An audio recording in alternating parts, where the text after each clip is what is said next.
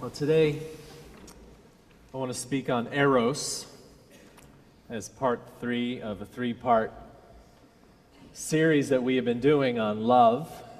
Today, following Valentine's Day, we thought this appropriate.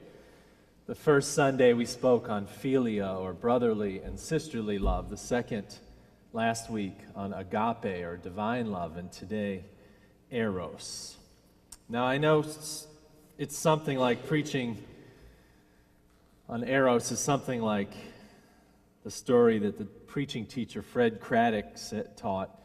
He said, never do this. Not Eros, but he said he went to a church and outside on the banner it said, "Sermon, what's under the sheets?"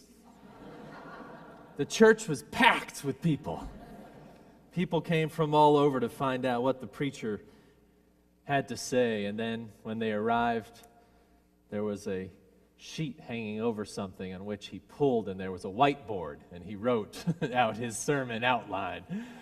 So if you came here for Eros and leave here disappointed, I'm sorry. If you came here for a sermon on the erotic, then here's a short reflection. Because Eros is not the erotic, though the erotic is a powerful force within Eros. It deserves spiritual attention for the main reason that we have relegated the erotic to the trash heap in the far corner of the shed, downplaying its significance and meaning in human society.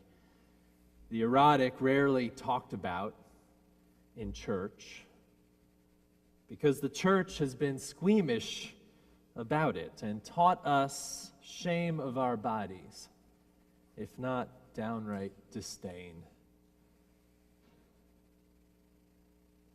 And this teaching has left our imaginations to do the wandering about what the true meaning of the erotic is. And our imaginations are now corrupted by what only masquerades as the erotic in images and internet sites aimed to arouse rather than ignite the passions. Audre Lorde, in her essay, Uses of the Erotic by Sister Outsider, wrote this: "The erotic has been misnamed by men and used against women.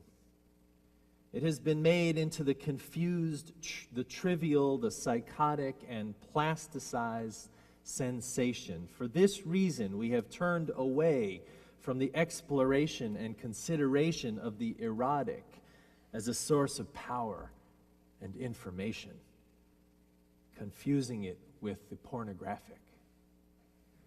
But pornography," she says, "is a direct denial of the power of the erotic, for it represents the suppression of true feeling. Pornography emphasizes sensation without feeling." So when I invoke the erotic in church, I mean that once upon a time the erotic, Eros, had a place among the gods. It played a role in reminding us of real and valuable things. It engaged us in a deep and abiding yearning of the body and the soul. And once upon a time, the erotic, or Eros, were what called us to the ground of our beings, the luscious deliciousness of taste, as in the sugary and piquant flavor of a fresh-picked blood orange, which during my minister's retreat this week in Southern California, I stood in the orchard and ate the juice on my face.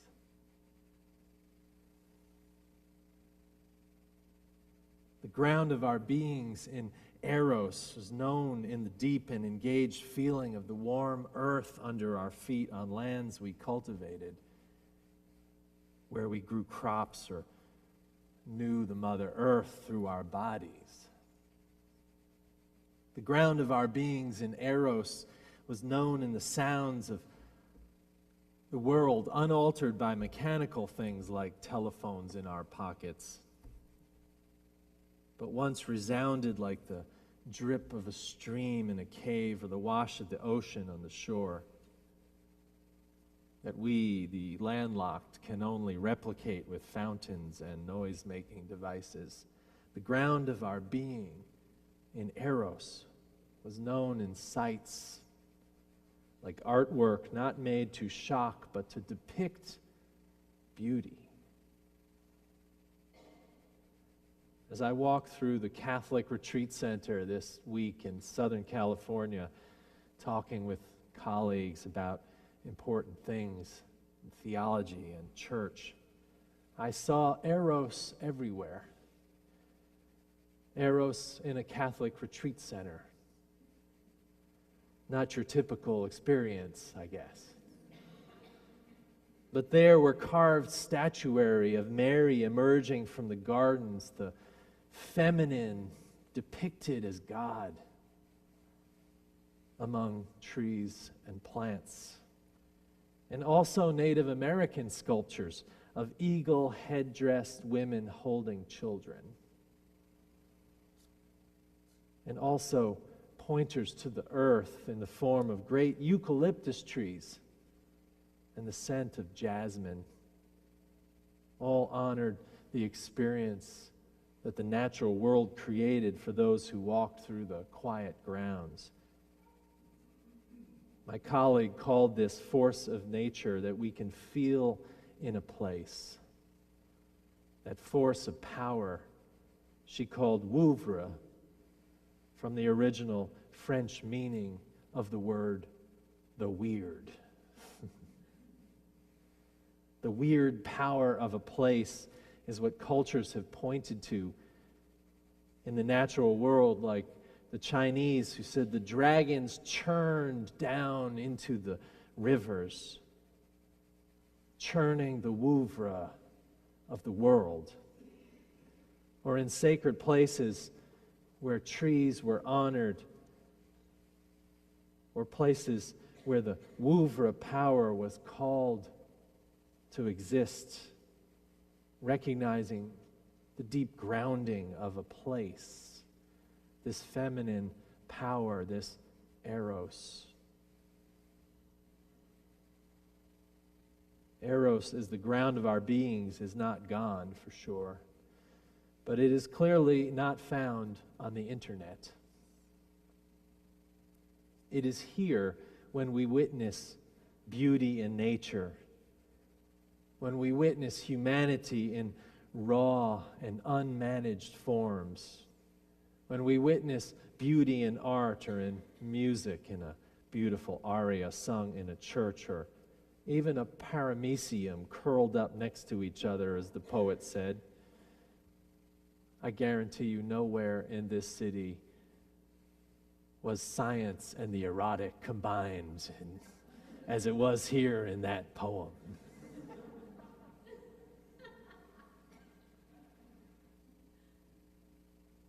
Eros is known in the touch of each other, one human to another, the grounding force.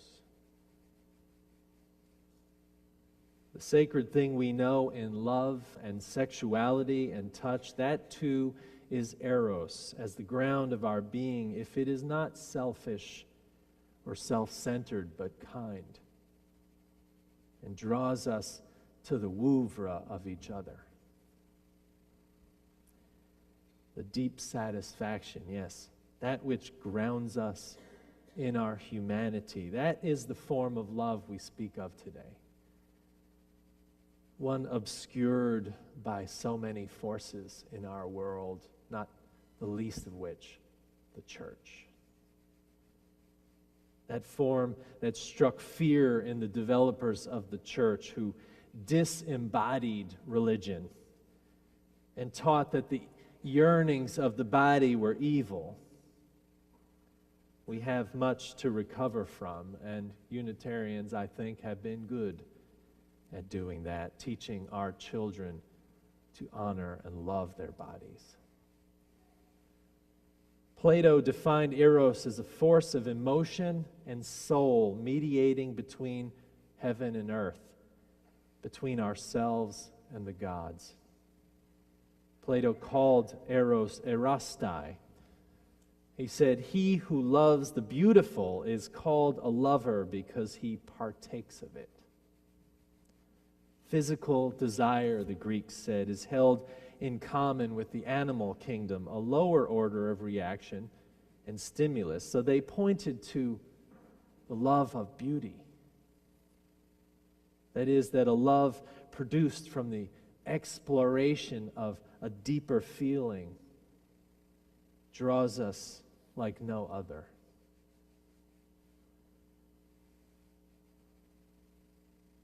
Redefine the Greeks for us.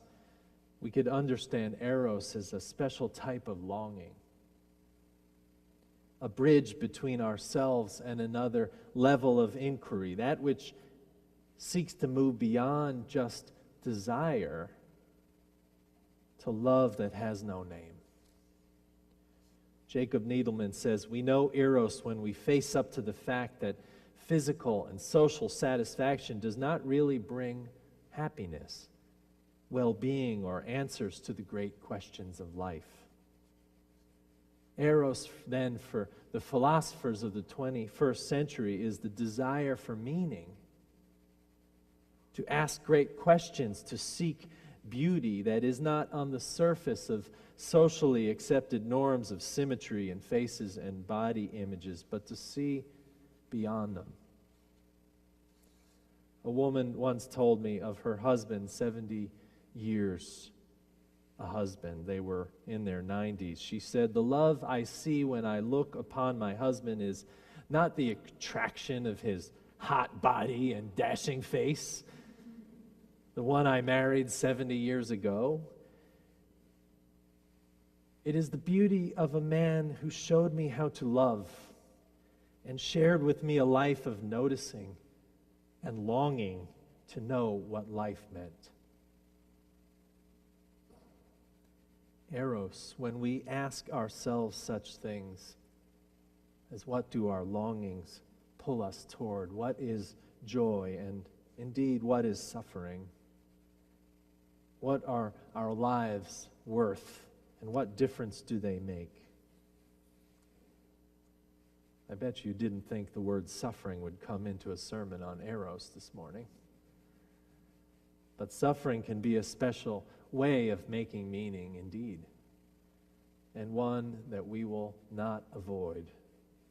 The Buddhists say we are suffering because of those base desires that pull us in every direction, those animal desires that Plato says.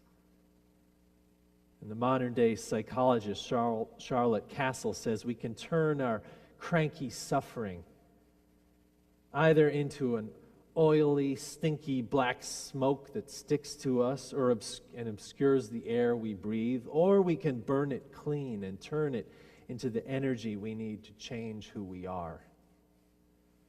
Both of these notions of suffering point to a type of Eros because they point to going beyond just the itchy feelings of life to the felt notions, beyond the pornography to the feelings, as Audre Lorde said, beyond the annoyances to the real questions, beyond the titillating to the yearning.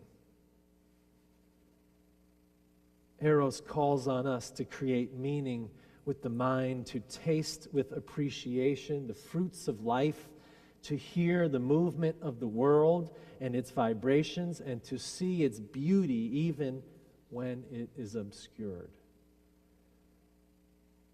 Eros calls us to not waste our days, but to demand of ourselves understanding of who we are and why.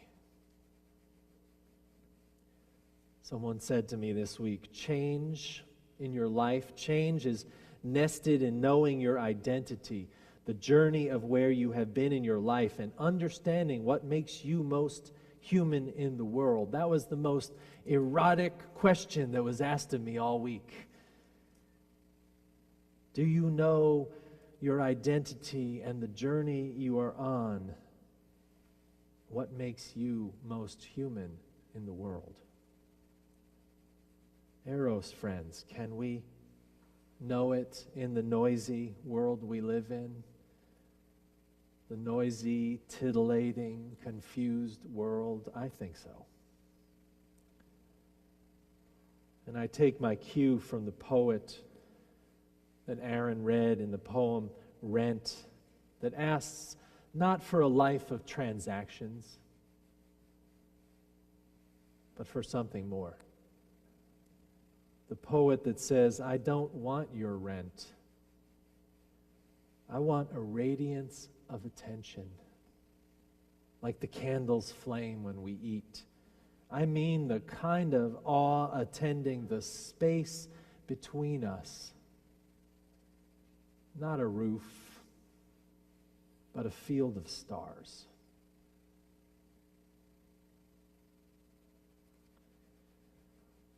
We owe it to the gods of Eros again and again to live in the kind of awe attending the space between us.